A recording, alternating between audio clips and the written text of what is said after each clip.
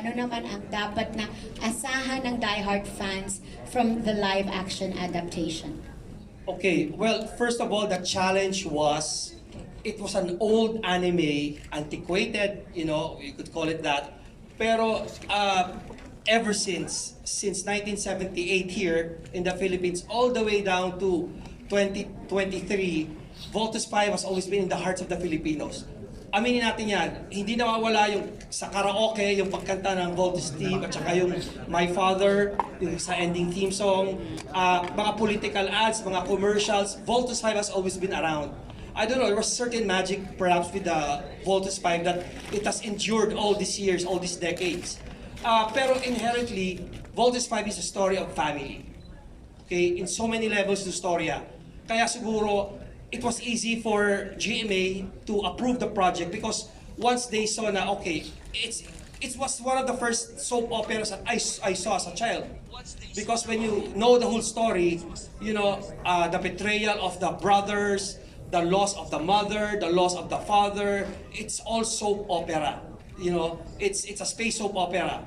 And that hailed from Japan, but it was very near and dear to the hearts of the Filipinos. Kasi yan ang gusto natin yung nagtutulungan, yung mga magkakapatid, yung mga magkaaway, si Mark at si Steve, tapos magsasani puwersa, tapos yung kalaban mo, hindi mo alam, kalahi mo, kadugo mo. So all of those things, it's in one big pageantry. What was scary was, could we have pulled it off? Lalo ngayon sa mga kabataan, the kids these days, their level is Marvel, Star Wars, Pacific Rim. Could we have pulled it off? I just had the audacity of ignorance 2014 when I did a pitch tape with the help of Jay Santiago of Riot, and I said, Jay, kaya ba to? And surprisingly, it was serendipity because Riot's dream project was Voltus 5. So it was just, we worked together in Encantadia. And several other projects. So nung nabuo yung may mutual dream na gawa ang Voltus 5, we developed a pitch tape. We presented to Toei, to Telesuccess, and to GMA, and then we presented to Toei. Back then, that was 2014. I was kidding Jay, iba pa yung technology noon, pero ang ganda na lumabas ng pitch tape for GMA and for Japan to approve the level of the robot then, the graphics, was very impressive already. But then it took, that was 2014, so 9 years. It took 9 years for this to be developed.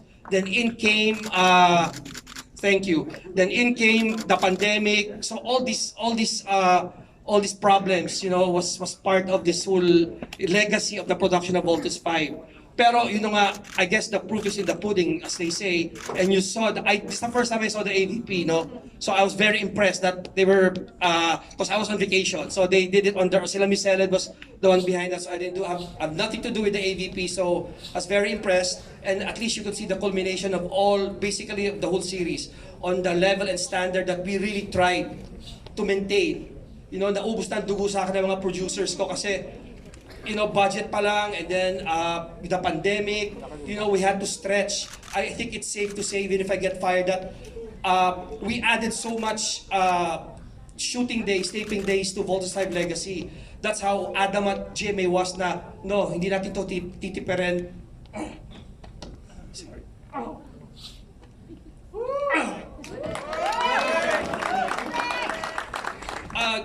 And we will give it the best because the project deserves that, and calling it as a legacy project, it has to, it has to show, it has to be revered and emulated and hopefully liked by you people. And then, so yun po yun, okay na sa series. Then Miss Annette Gozon had this brilliant, crazy idea. Said, you know what? Why don't we show it in the cinema? So it's it's another project, the cinematic experience, that we're doing this. Besides the series, we have a cinematic experience to promote Voltus 5. It's because, you saw the Brazilian skull ship in its massive entirety, and you see Voltus 5. You'll never get that on television or on your tablet or on your phone. That's why GMA decided, panoorin nyo to kung gusto nyo. Hindi namin sinasabi na pinipilit namin kayo. Pero iba yung experience ng cinema na 5.1. It's round sound. No? I'm not allowed to say 5.1 because 5.1 is dated na. It's surround sound. You see it on the big screen. You see Voltus 5 in, you know, in a very big scale instead of just watching it on television. You have that choice. So you're lucky that you'll be able to see what it's all about. You know, but the cinema experience is just 2 hours of the 80 episodes that you will see on television. So, wag niyong in-expect na, ay, pag pinanood namin ng cinema, hindi na kayo manood ng TV. Ang dami pa. Ang dami niyo pang papanood, ang dami pang revelation. Out of 16 Beast Fighters, 2 lang makikita niyo sa cinema experience. So, yun. Sorry, I got emotional because the rush of emotions from way back on how this thing came to be it's really something for me, you know. It has been a vision quest to do this, you know. And then sila Miss Lilibet, Miss Reggie Magno, Miss Cheryl, they really fought for the project. And then si LGM of marketing also, Miss Lizette also fought for it. I was in the board presenting this to FLG, and you know everyone backed up the project. And FLG could say was, Direct Marquez, congratulations. No one has ever had it easy in this boardroom. Put Voltus 5 on the board.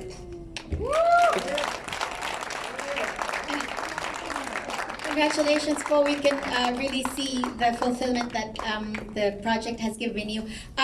Sinabi po kanina sa AVP that it is an all-Filipino production. So besides this huge cast that we have here, gaano pa po karaming Pilipinong talent ang nasa likod po ng Voltus 5 Legacy? You know, the GMA Video Graphics team alone, can anybody answer how many people is behind that? Helen. That's Helen. 60. And then 250 on video graphics at GMA side alone. Riot, Jay, how many? That's another 100 artists and people. No? So when you see the graphics of Marvel or Star Wars, and you see that very long graphics, ganun po ang Voltus 5 Legacy. Ganun kadami rin ang nagtatrabaho sa behind the camera. And then we had like 200 people on the set with staff and crew. And this was done in, natatawa ako, no? We were editing and we were coming up with materials from 2021, 2022, 2023. 3 years in the making po, yung actual production. But that's how big. And proudly, 100% Filipino made. That's, you know, that's what we're really proud of. From costume to visual effects to everything. Thank you. Thank you so much, Ms. Tessa, for that question. And congratulations once again, Direct Mark, and to everyone who brought that vision to life. That was a wonderful Q&A, but that was just to get the ball rolling, no? Because we have a next question coming from Mr. Alan Policarpio of Philippine Daily Inquirer.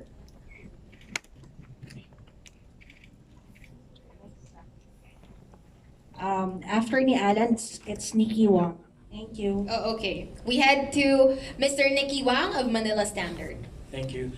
First of all, I would like to congratulate the entire cast, and of course, Direk for the brilliant series that you've just seen earlier. Now, I would like to ask the person in charge of the production. I believe Ms. Cheryl Chingsi is here, and Ms. Darlene. Could we have a mic for Miss Cheryl? And Or- Miss- oh, Okay, kay Ms. Suzette na lang, kung if it is okay.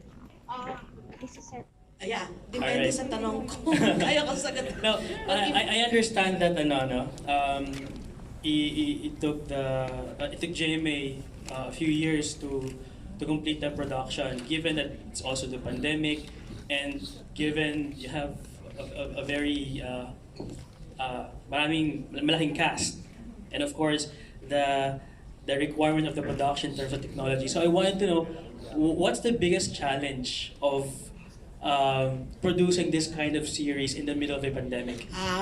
I think ang dapat sumagot nito ay either si Miss Helen ang kailangan sumagot. Helen! could we have a mic for Miss Helen, please? Kasi umiyak siya eh. Sorry. More than once. More than once.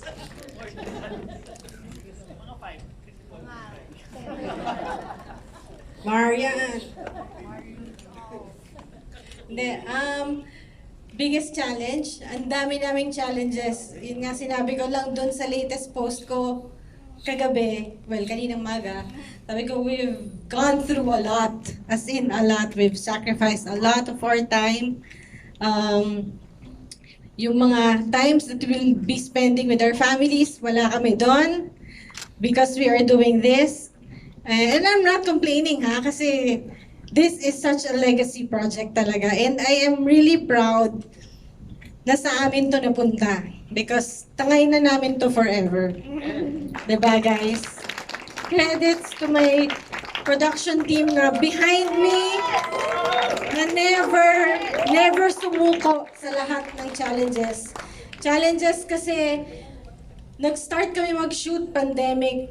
Nag-start kami na naka-lock-in. Imagine yung COVID at that time, yung gastos ng network for that, na lahat kami i-lock-in.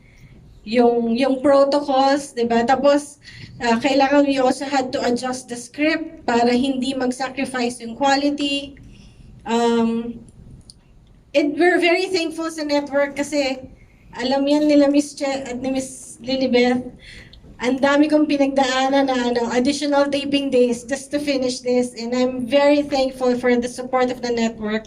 At binigay yun sa atin sa project na to come up with such good project. Nakita nyo naman, na-witness nyo naman how good it is. And, what else? Ano pa ba? Hindi ko na alam. Challenges sa mga artista. Joke. Nakita namin kung paano sila nag-grow. And I commend them. Actually, kanina, I commended a few, well actually halos lahat kasi 3 years kaming magkakasama. Imagine, si Little John maliit pa sa akin noon, pero ngayon mas malaki na halo. Well, kasi laki ko na halos. Added expense po, nung nag-resume kami ng taping ng 2023, hindi na kasya yung costume niya. We had to make another set of Tatlong costume for beses him. kaming nagpagawa ng costume ni Little John. And isa yan sa mga malaking challenge na pinagdaanan ng production na because during that time na pandemic, hindi pwedeng mag-shoot ang minor, 'di ba? So we had to finish all the sequences without him. And there were meetings pa na anong gagawin natin? Papalitan ba natin si Little John? Do we adjust the script? But no, nanindigan po kami na hintayin natin, may hope na mawawala ang COVID, and thank God natapos po namin yung project na ito. Yeah. Thank you. Thank you. Thank you so much, Miss Helen. Thank you, Miss Helen. And my second question, again, I'd like to direct this to the head writer, as I said. Of course, this is an adaptation of the original Voltes 5. Pero ito, gusto nyo malaman, meron ka bang binago sa reimagination? Marami tayong dinagdag. Mhm.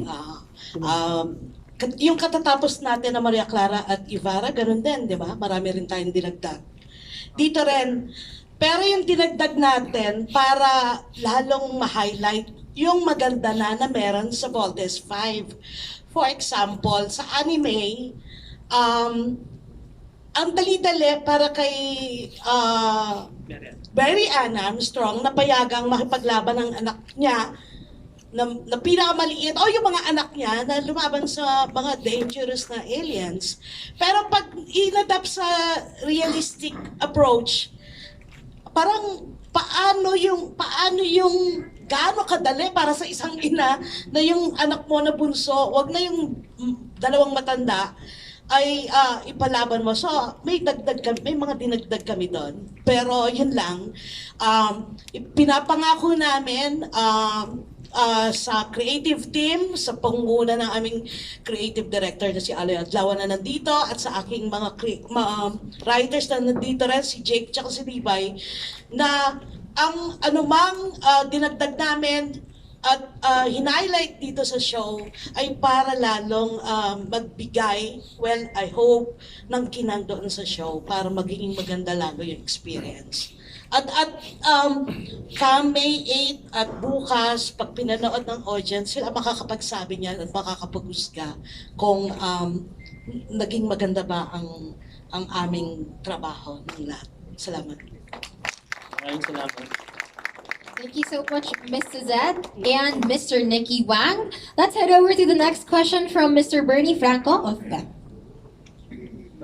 First of all, congratulations to the team at kay Direk. Parang gigets namin yung pagiging imo mo, di ba? Kasi parang it took 45, 46 years na makita namin na finally live action. Kasi lumaki tayong lahat na watching Voltes 5. So, congratulations.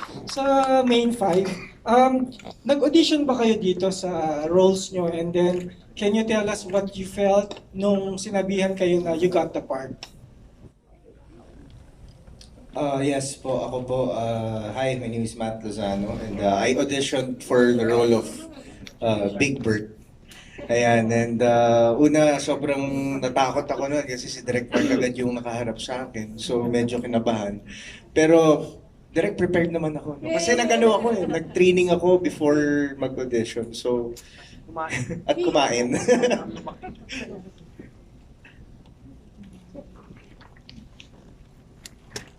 For me po, so I played the role po of Jamie Robinson. Actually po, wala po sa plano kong mag-audition because, I mean, I saw the project during the New Year countdown. I saw the trailer, the very first trailer po. And of course, it caught my attention. Pero never ko naisip na possible na maging parte po ako ng project na to. Until one day, it just so happened, you know, destiny, na nasa GMA ako on one of the last days of auditions for Jamie. And sinubukan ko lang po. And I never expected po na sobrang magbabago po yung buhay ko because of this show. And sobrang hindi ko nire-regret the day na nag-audition po ako for this role. Thank you. Hello po, my name is Radson Torres po. I'm playing Mark Gordon po here in Voltes 5 and yes, I auditioned din po. I entered this room and it was full of boys na talaga na ang dami po talaga nag-audition for Mark and Steve. And I didn't expect na I would get a call back. And nagulat na lang po ako when I was called for the second screening. Kasama ko na po doon si Miguel and si Isabel na rin po. So, ayun po. Sobrang happy po and proud po talaga for that moment.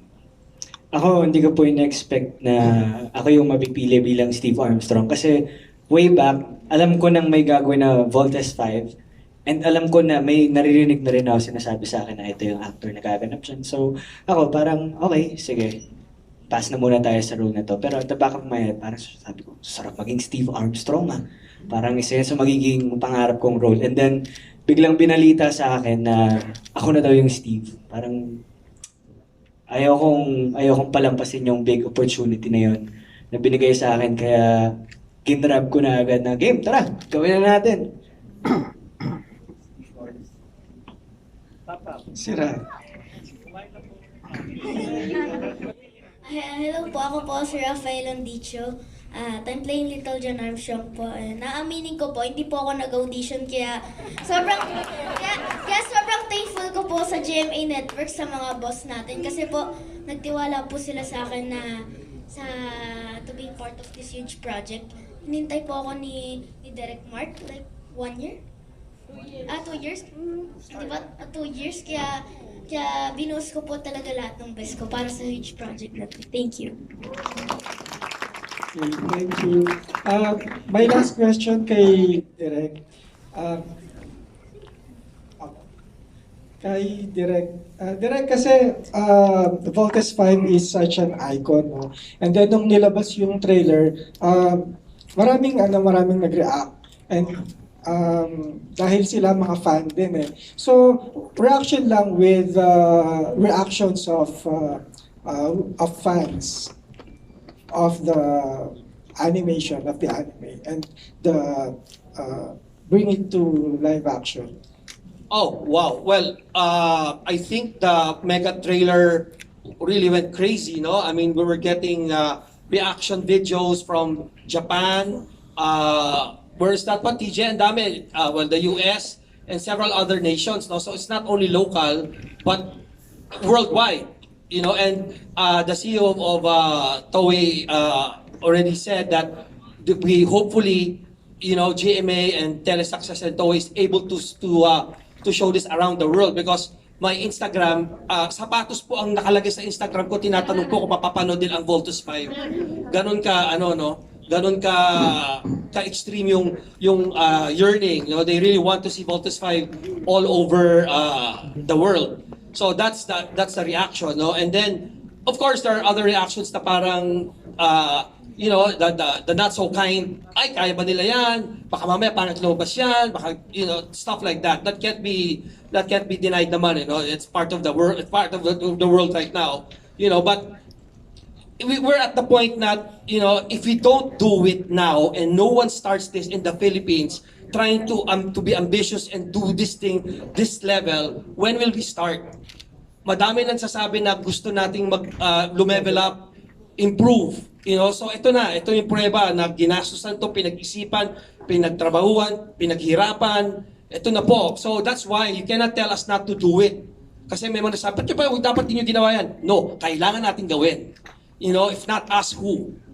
So we're very, again, thankful to GMA and Telesuccess and Toei that they approved this project because this is a stepping stone. It opens the floodgates for everyone, for all the artists, for GMA Videographics, for Riot, to see that the level na shit, kaya pala, wow, kaya pala ng Philippines ang level ng ganitong artistry sa CGI or when it comes to the costume, you saw naman the flight suits, no? Hindi yun tinipid. With the flight suits, I have to tell this story. We were shooting the Butterfly Return and then bagsak ng bagsak si Steve on the ground. So I didn't care because it was called for the because when you see the anime, he was really tossing and turning. Then I noticed Miss Darling was like ganun si Miss Darling, our EP na. Sabi ko, what's your problem? Direk, mahal kasi yan eh. So magkano ba yan? Can I reveal how much? Yes. Okay. Direk, 350,000 isa niyan. 350,000. It's a car. Okay, that's how much the flight suits are. You see, so ganon. So, and then yung the going back to the reactions, it's a mixed bag, but there are more positive than negative.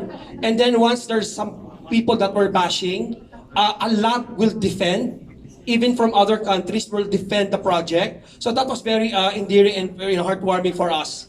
And then, naman, pag nag-viral ang isang show, talagang magpa-viral yan, no? Talagang lalabas. Ang Voltus 5, if you notice, it's more of all the positive. No? So hopefully, we're not only in the trailer, but the entire series, we maintain that level. Okay. Any more to add to that? Okay, I guess we are good. Thank you so much, Derek Mark. And next, we head over 2 questions from Mr. Richard Paglikawan of Lion Here TV. Hello, congratulations Derek Mark, Mrs. Seth, and the whole cast of Voltes 5. Pero yung question ko is for Sir Dennis and Carla. Ayan. So, you've done a fair share of successful shows and memorable roles in GMA. This time, you were handpicked to be part of the Voltes 5 legacy. What made you say yes to this TV project? How can I say no po? Grabe, yan po yung mga hindi po pinag-iisipan. Hindi po kailangan na, kumbaga, you don't have to sleep on it. It's something na, spur of the moment, of course. Kumbaga, I would be honored. Talagang, nung una nagulat po ako kasi wala pa pong napipili or nakukuha to play the role of Dr. Mary Ann Armstrong. And at the time po that si Direk Mark first mentioned it to me, I was working on a different show po. So nagulat po ako na, paano po yan? May teleserye po ako ngayon. Sure po ba kayo? Maghihintay kayo? Yung mga ganong po na nag-wonder po ako how would production make it work? Pero, they really waited na matapos po namin yung teleserye namin at that time. Talagang timing po. And of course, again, without hesitation, I was talagang kinilig and sobrang excited po to play the role. And additional lang, napanood nyo ba ito nung bata kayo? And may memories ba kayo with Voltes 5? Hindi po na, yes. Pero yung aking mother po is a big fan. So yung time po niya. I mean, growing up po, honestly, we would hear about Voltes 5 all the time. Kahit ako, hindi naman po ako masyadong nanonood ng TV noon. Lagi pong bukang bibig ang Voltes 5. Talagang growing up, even if hindi po namin time yun, na siya, icon na po yun. Talagang popular na siya, well-loved. So, very familiar po talaga growing up. Thanks, Miss Carla. Sir Dennis. Ayun, magandang gabi. Katulad ni Carla, ganun din yung reaction ko. Paano ka tatanggi sa ganito? Kalaking proyekto, isang karangalan para mapabilang dito sa literal na higanting proyekto na to. Isa na namang higanting proyekto ng GMA at sobrang saya lang namin na mapasali dito sa cast na to. Makita niyo naman yung paghihirap ng bawat isa. Sa totoo lang, napanood ko rin to. Napanood ko rin to nung bata ako, pero Voltron yung una kong napanood kasi yun yung panahon ko. So nung nagustuhan ko yun, sabi ko meron pa bang ibang ganito? Nakita ko yung Voltes 5, ito yung original. Sabi ko mas maganda yung kwento nito. And mga 20 years ago, nagboses din ako ng para kay Steve Armstrong sa Hero Channel sa Voltes 5. Kaya familiar sa akin to. At yun, sobrang pasasalamat namin sa TOEI Success at sa GMA at sinama nyo kami dito. Maraming salamat po.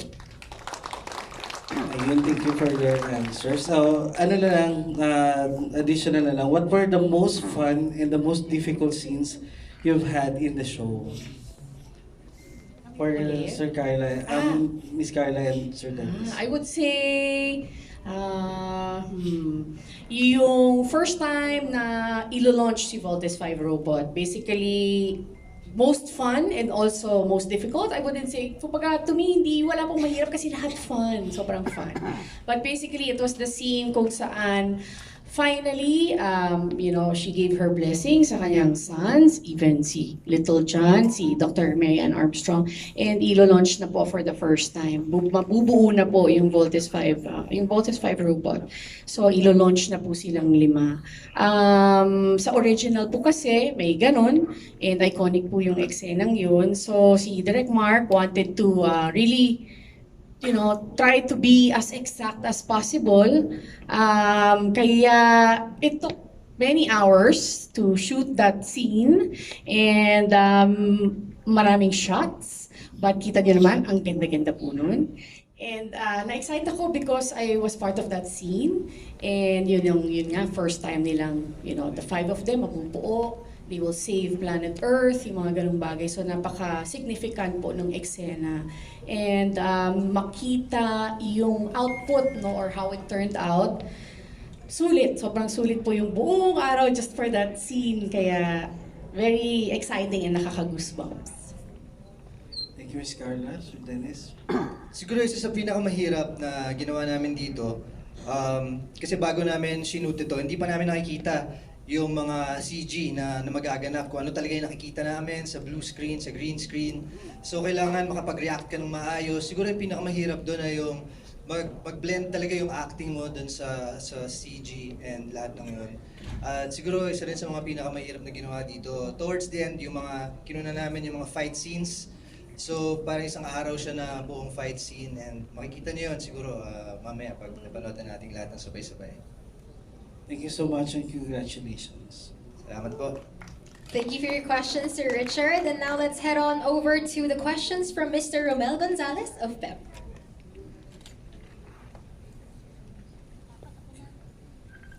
Yes, hello. First, congratulations to the whole team. My first question is for Commander Robinson, Gabi Eigenman. Kasi Gabi, kanina nabanggit nga na medyo matagal kayong na-lock-in. So, curious na kung malaman, how was your bonding with the 5 members of the Voltes 5 team? Meron ba ka bang nabigay na tips sa kanila since medyo mas bata sila sa'yo? Namiss kita. A long time. Yes, my friend. Actually, ako yung pang-anim. Yung pang-anim nila akong member. No, honestly, lagi ko naman sinasabi, I was a fan talaga. I grew up watching Voltes 5. Tapos I used to collect stickers. Napapahalata ba yung edad? But anyway, May sarili kaming dressing room ni paring Neil sa second floor. Pero ako nasa ground floor, doon ako sa kwarto ng mga Voltes 5. Actually, kasi si Neil, pare ko naman yan eh. So, alam na niya ang estilo ko sa set. I'm a social butterfly. I cannot stay in one place. I don't stay in the tent. I don't stay in one area. Lagi akong palakaw-lakaw sa set kahit hindi ko eksena. Pero I'm mostly in their dressing room. Doon lang ako nakikikain. Because age is catching up. Ayoko naman maabutan ako ng edad ko. So gusto ko, ano pa rin ako sa mga bagets, di ba? No, pero ang madalas na humingi ng advice sa akin is si Matt. Si Matt. He would always ask kung tama po ba yung ginawa kong ganito. Actually, halos naman lahat eh. We collab. Ako naman, I've never been a selfish actor. Pag tinanong ako, tulungan kita. Pero hindi ako yung, tara, tulungan kita. Hindi ako ganun. Kasi growing up, yun ang turo sa akin ni Daddy. Sabi sa akin na, don't teach them, let them watch, let them learn. So if they ask for your advice, ask for your help, saka mo sila tulungan. Pero yung ako mismong lalapit sa kanila para, ito dapat ang gawin mo, hindi ko ginagawa yan.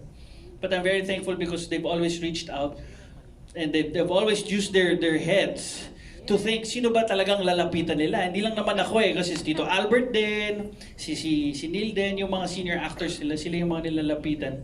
Natutuwa kami dahil gusto-gusto lang gampanan ng tama yung roles nila.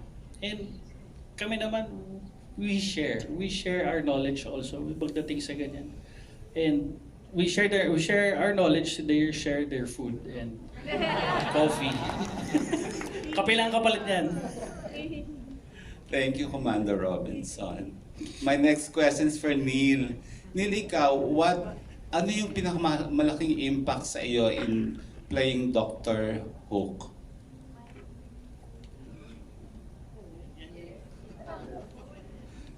Siyempre sobrang great pleasure for me na maging Dr. Hook dahil isa ako sa mga sumubaybay ng Voltes 5 nung bata pa ako. So nung nalaman ko pa lang, nung during Encantadia Days with Direct Mark, nagagawin niya to, talagang nag-volunteer ako direct. Kahit passers-by lang. Laban ako, sali mo ako dyan. Kasi as an actor, resume mo na to, Voltes 5 eh. Tatatak na to sa tao hanggang sa mga next generation, papanoorin pa tong Voltes 5 dahil sa sobrang laking project ng GMA, ng Telesuccess tsaka Toei. So para sa akin, isang malaking karangalan na maging Dr. Who. Ayun, thank you, Neil. And For the record, Neil was telling me that there was another project na kasabay ito halos. He was saying, Direk, I'll give up that show. Mawala na ako ng show na isa. Basta pumasok ako sa Voltes 5. I remember that. So rin, pinaalala mo, Tilo, naiiyak sa, dalawa yung iyak niya. Yung iyak niya sa tuwa sa Voltes 5, tsaka yung nawalang show.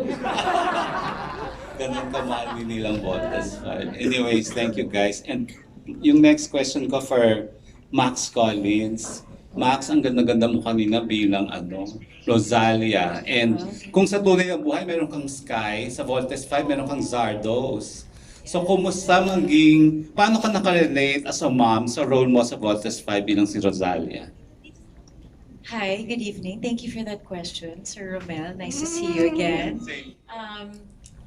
Well, paano ko nakarelate? I guess, kasi bilang nanay, gagawin mo lahat. Gagawin mo lahat para lang mabigay mo lahat sa anak mo, mabigay mo yung best mo sa anak mo. And bilang Rosalia, she was having a hard time during labor. I don't know if it's okay that I say that. But I really remember having that same feeling when I was giving birth to Sky. Parang yung feeling kahit mamatay lang ako, okay lang, basta ligtas siya, basta healthy siya, lahat ibibigay ko for him. So I could definitely relate to Rosalia's story. Ayun, thank you for that beautiful answer, Max. You're very welcome. Again, congratulations to the team. Ang ganda ng show. Thank you. Thank you very much. Let's have our next set of questions, please, coming from Mr. Irvin Santiago of Bandera.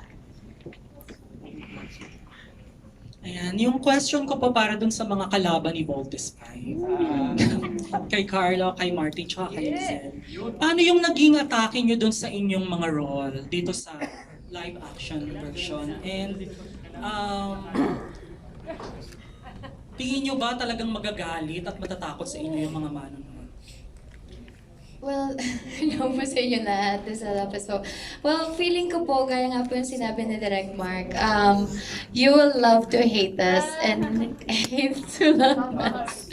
Really, kasi lahat po ng mga eksena po namin, dinagdagan po talaga namin ng spice. Kumbaga, yung meron kami mga eksena na ginawa namin comedy. Kumbaga, marami po kaming inad. So, kapag tinignan niyo po yung mga kalaban, sometimes, hindi din po kami ganun nakakatakot or nakakainis. Kumbaga, mas mag-enjoy po sila dito sa live action, I think. Hopefully.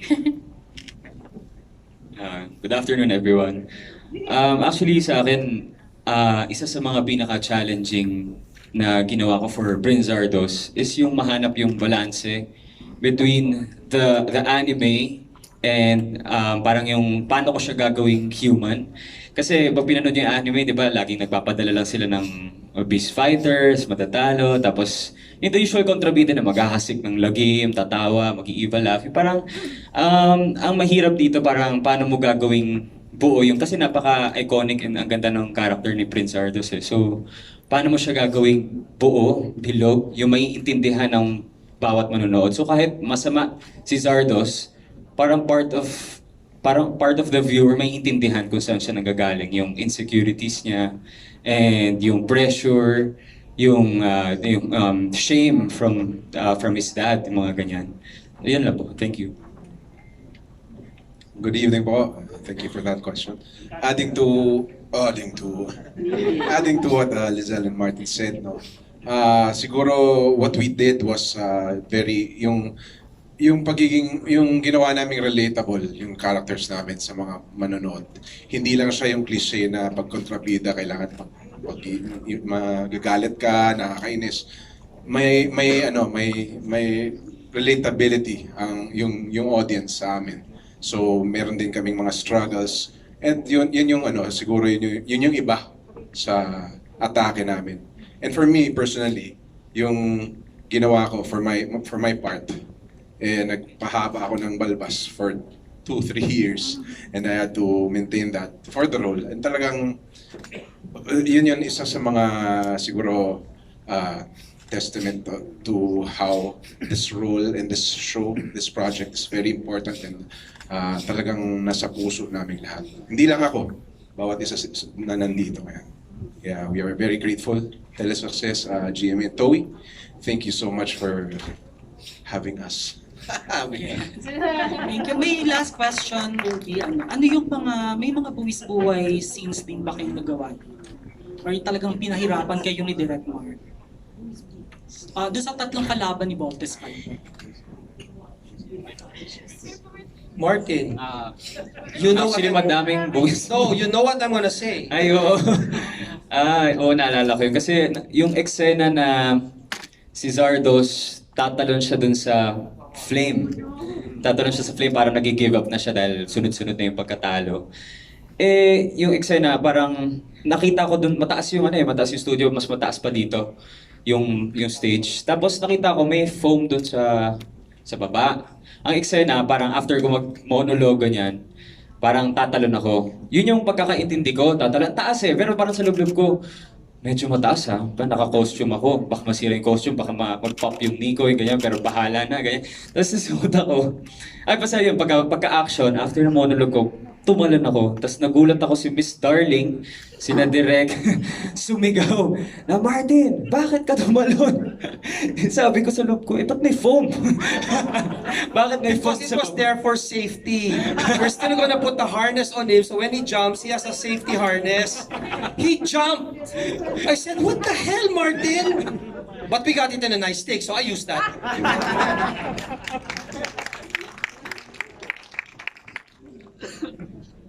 Yeah, buwis boy, nothing like that. Pero marami kasi kaming fight scene eh. So, thinking about it, siguro there was this one fight scene na pwede ko ba i-reveal yung espada ko, yung weapon ko is a big axe. So yung big axe na yun, napakabigat, I had to swing it around. Tapos kasi sobrang bigat niya, hindi mo siya makontrol. Yung mga ka-fight scene ko ang medyo napuruhan na hindi ko makontrol. So, I think yun yung buwis buhay sa kanila. How about Lizette?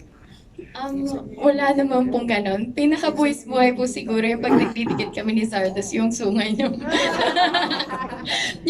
Yun na naman po. Sungay to sungay. Yeah. So far, yun pa. Thank you. Okay, thank you. Thank you. Congratulations. Thank you very much for that question. Very, very interesting.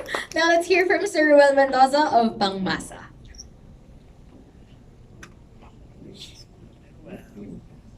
Yes. Okay. Congratulations sa buong cast. And it's nice seeing everybody live. Hindi na tayo sa Zoom or, di ba, nag-adjust ng ilaw at may green screen sa likod. Okay, this is for sa supporting cast. Kay Nico, yes, kay El, parang nagulat ka Nico, tatanungin kita.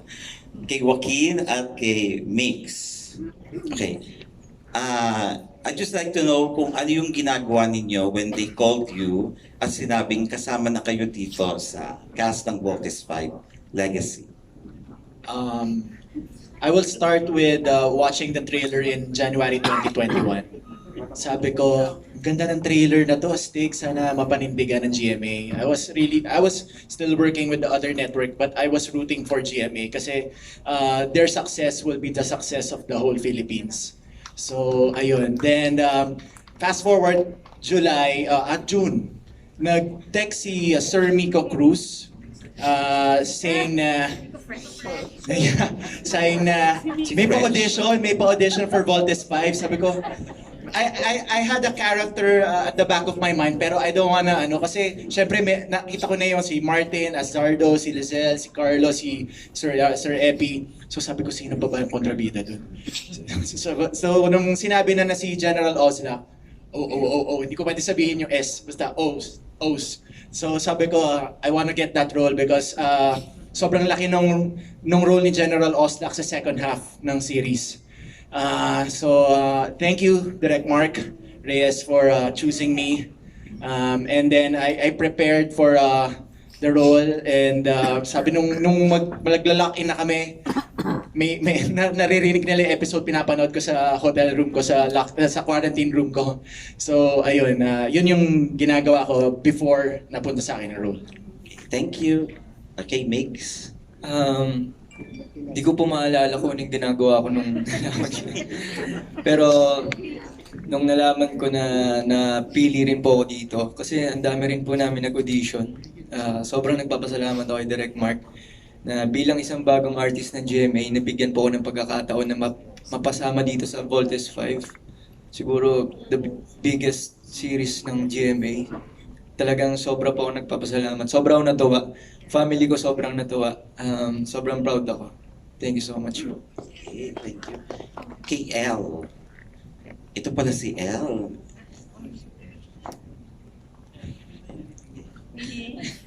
Good evening po.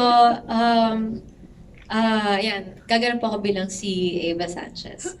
That time po, nung sinabihan ako na mag-Voltes 5, I was actually new with GMA. So I was doing a lot of workshops and auditions. Nagka-guestings din po ako sa mga shows ng GMA nung time na yun. And yung audition ko po with Direk Mark, talagang kabado ako nun kasi wala pa naman po akong masyadong experience.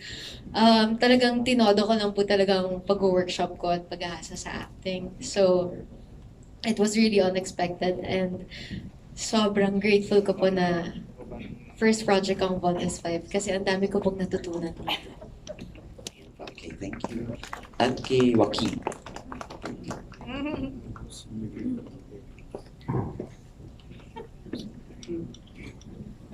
Bago po ang lahat, nagpapasalamat po ako kay Direk Mark saka po sa GMA Network kasi isa po ako sa napili dito sa Voltes 5, isa sa mga cast. Ayan, nung time po na yon, actually nag-audition po ako sa Voltes 5 talaga. Nung una po, kaso yun po, hindi po ako nakasama. Tapos natuwa po ako nung minessage ako ng manager ko saka nung handler ko na meron daw pong audition ng character ni Sergeant Edwards. So sobrang saya ko po nung nakapasok po ako. Gumawa po ako ng audition tape kasi pandemic pa po noon. So, ayun po, nakapasok ako. Maraming salamat po, Direct Mark, and sa buong prod po ng Voltes 5. Ayun po. Okay, thank you. Congratulations. Ayan, thank you so much, Sir Ruel, for your questions. And let's head over to the questions coming from Mr. Jimpy Alarcon of Freebie Manila.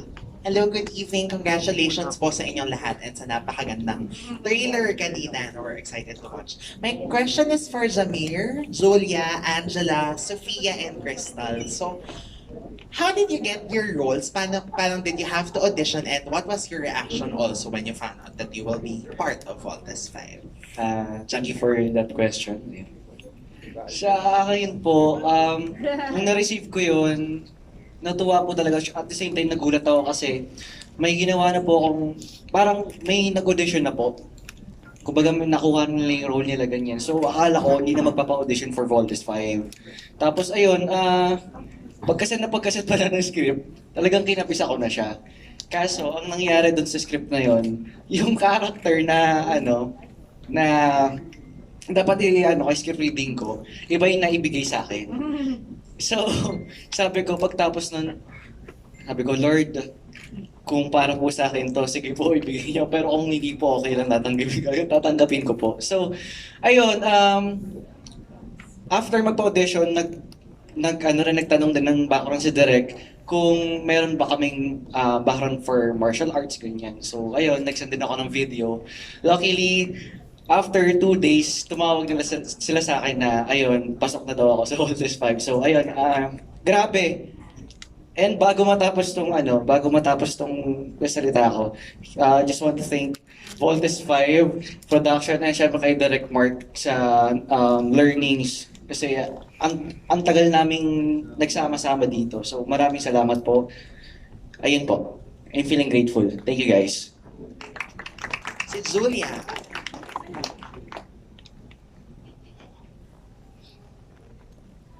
Hello. Hi.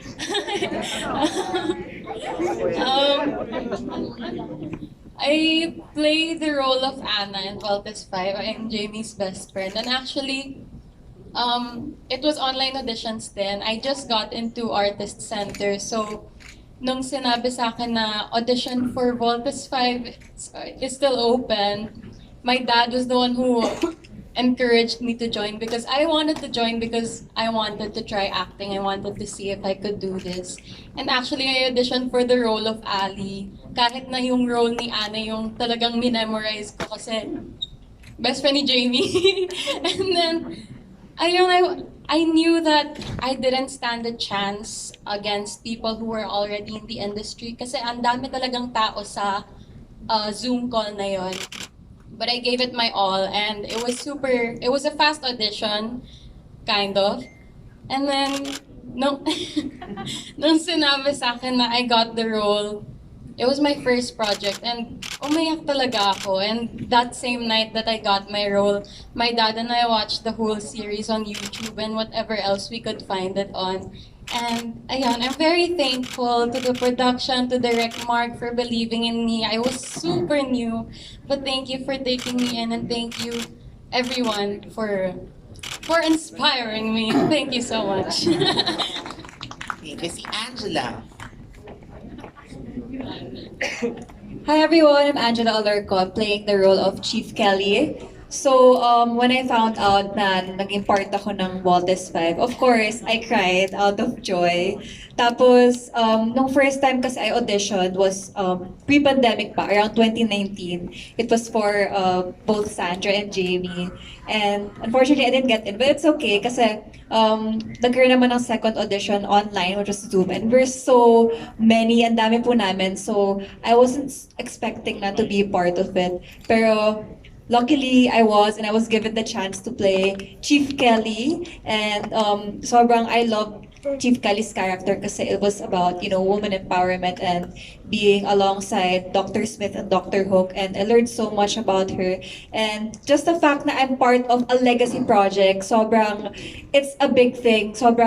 My dad was super proud of me also kasi kinalakihan niya po yung Voltes 5 and kept telling me stories about Voltes 5. And also me, when I found out na nakasama ako doon, ang daming childhood memories na bumalik sa akin, and it just reminded me, it just gave me a lot of nostalgia talaga, and it became very sentimental to me. Minsan nga, pag nasa studio ako, muni-muni mo na lang ako, parang, oh my God, this is so surreal. And when I look at Direk, I feel very grateful talaga all the time. And, being surrounded with such a star-studded cast na sobrang husay po talaga, it's such a very surreal moment every time. So thank you so much to Derek Mar, to Miss H, to the entire production for believing in me and for taking me in this Voltes 5 legacy. Thank you so much. Sophia. Hindi ko na alam ano pwede ko pang idagdag dun. Pero, Your character. Reenactment? Wag na. Pass. To be a part of Voltes 5, I think, paano ba nangyari? I was in the same Zoom call as Julia. Na-meet ko siya for the first time there. I met a lot of the cast through the Zoom call as well. And it was a very short audition, but I was able to work with Direct Mark prior with a prior project. So I felt kind of confident that I'd get the role kasi feeling ko, okay naman, performance ko dun. Tapos, during the production and everything, I think mas naging mahalaga siya sa akin, not only because I'm a fan of animes, parang I grew up watching it, and more than, the culture of being in this sort of set where we were together for such a long time, and the bonding and the stress na pinagdaanan ng prod, nakita namin it was very emotional, and a lot has happened during the project. I think more than what you'll see on screen, there's so much more to the story of Voltes 5 legacy that I don't know if maipapakita namin sa inyo through our chemistry na lang as a cast, or makikita nyo na lang kami sa ibang project sana together. It's giving. So, yun po. Yung chemistry talaga namin, it's giving. Yan lang po ang may dadagdag. Thank you so much. Thank you. And lastly, Crystal, ang fellow second chance taker ni Radson sa Starstruck.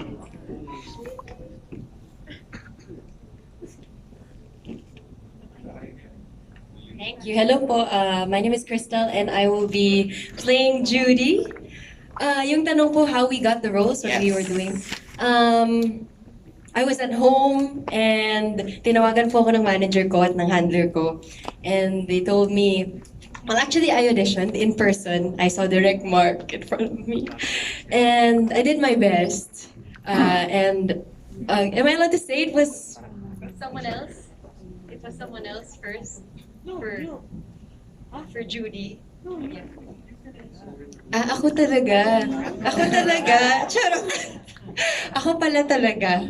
But yeah, I'm just really happy and honored to be here. Dahil bilang bago po akong artista din, like some of my friends here. Thank you for giving me the chance, Direct Mark. And I'm just really happy that I made my family proud. My mom's dream, dahil teatro po siya, teatro din po ako nasanay. So it was a big adjustment, acting on TV. It was a great experience. And I'm happy I'm living my mom's dream to be on TV and on film. So thank you, God. Thank you, GMA. Thank you, Direct Mark. Thank you. Sorry, alam ko pa medyo overtime na, pero Direct Mark, you just have to answer this because everyone's thanking you for giving them the chance to be part of the cast. So parang what were your considerations lang din in getting everyone and the right chemistry then of the whole cast? It was tricky for the Voltes 5 because they're iconic. But quick rundown lang, the best thing I could remember is that when I saw Radson in Starstruck, I said, "There's my Mark Gordon." Okay, he looked it. He looked like the anime, the kilay and all. So I wanted him to audition. So I was biased already, but serendipity runs in this whole production for so many reasons. One is, what were the chances that Radson already knew how to ride a horse since he was a young boy. So we didn't have to make him go through training. So once we had the scenes with the horse, it was second nature to Radson. Miguel, he grew up in my eyes with all our projects. And then when the network was eyeing him for Steve Armstrong, it was like a shoe in yeah, he fits the part. Si Isabel, I mean, I was looking for a tough act ang Jamie Robinson, She is a kick-ass girl, But if you know her lineage, I mean, that says it all. So she took up gymnastics, and then she took martial arts training prior to our, when we started. So she really delivered us Jamie Robinson. Like what Rap said, he was a shoe-in. We didn't have time to audition, but he was the apple of the eye of GMA management, and he was given the role of Little John, and I definitely agree. So there's no problem. Si Matt, I knew him because I know his mother, and we've worked with so many projects, behind the camera. But when he auditioned, and I know he was determined and he was training, and he was not a big bird at that time. He was a bit big, but not as hefty as we need. So when he got the part, Matt, this is the best thing I'm going to tell any actor. Eat all you want. So so he fits the role as Big Bird, but I know he's gonna shed his pounds after Voltus 5 because he's been dying to lose weight. And then we have bonus na lang na they all sing, So Matt singing the My Father's theme song at the end. He's doing that, and then we're eyeing Crystal to sing the love theme also. So they're multi-talented cast. So it was very fun for us to cast. Ang hirap kung iconic yung character in anime. How does that transfer to live action? Gabi was easy. People were saying that Gabi is not old enough to play Commander Robinson. Yeah, but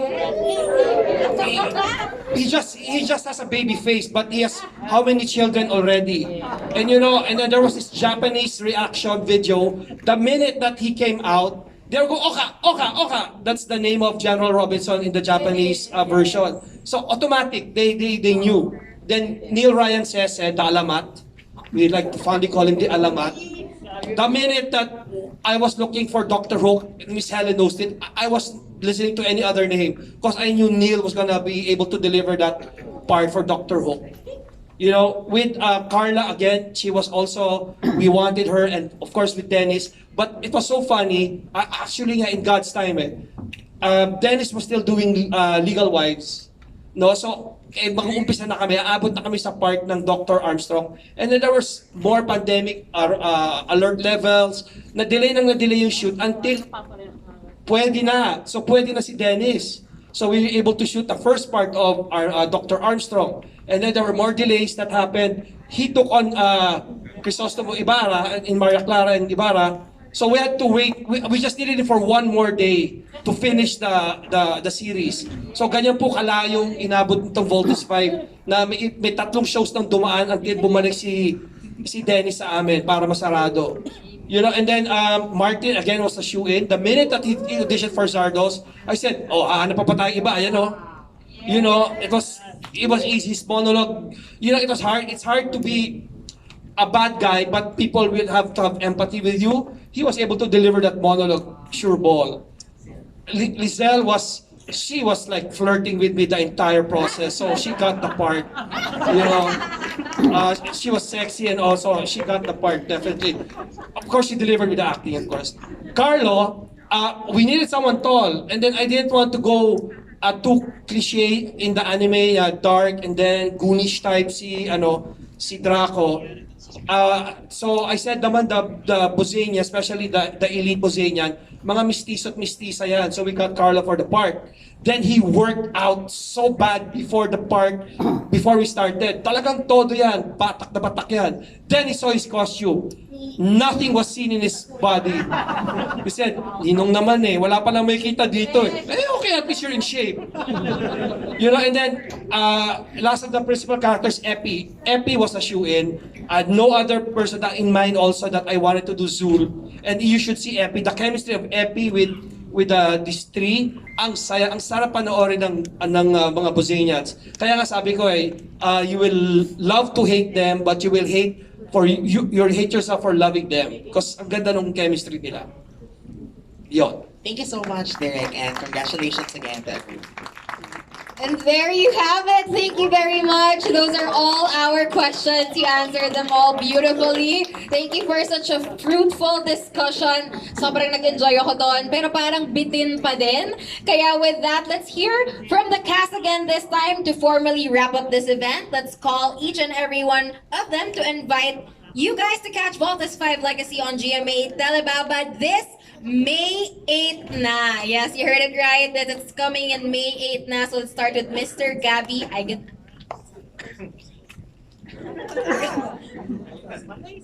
Sino? Ba't kayo nakatingin sa akin? Ganun ba? Okay. Let's have dinner na. Okay, cinema experience starts tomorrow. Well, aside from tonight, starts tomorrow hanggang 25. And then sa GMA Telebaba, May 8 na po yan. Please, we need your help. And thank you for being here, for sharing this spectacular, unforgettable, and let's build memories. This is what you call legacy. Thank you. Yeah, we always do this in all the press calls. Everyone, it's the same thing. People will say the same thing. Can I just ask Carla as the representative to do the invitation in behalf of the cast? Okay, alright. Sige po. Yes, on behalf of the entire Voltes 5 Legacy team, iniimbitahan po namin kayong lahat. At sana po, tulungan nyo kami, supportahan nyo kami, itong proyektong ito. Voltes 5 Legacy po, for a week, will be shown in all SM cinemas. So, beginning tomorrow po yan. So, you can buy your tickets already online. So, magandang opportunity kasi nabigyan po tayo ng cinematic version po or experience. And again, beginning May 8, mapapanood na finally after many years ang Voltes 5 Legacy po. My gosh! Sana po tulungan nyo kami talaga sa pag-promote, pag-invite ng mga viewers para panoorin po itong napakaganda at iconic, isang legacy po na show, ang Voltes 5 Legacy po. So maraming salamat po to all the members of the press na kasama po namin dito tonight. Sana po nag-enjoy kayo, marami po kayo natutunan, and sana po magustuhan nyo rin po ang palabas. Maraming salamat po. Thank you, Ms. Carlo, for representing everyone na bumubuo ng Voltes 5 Legacy. And thank you, the entire cast, for answering their questions as well.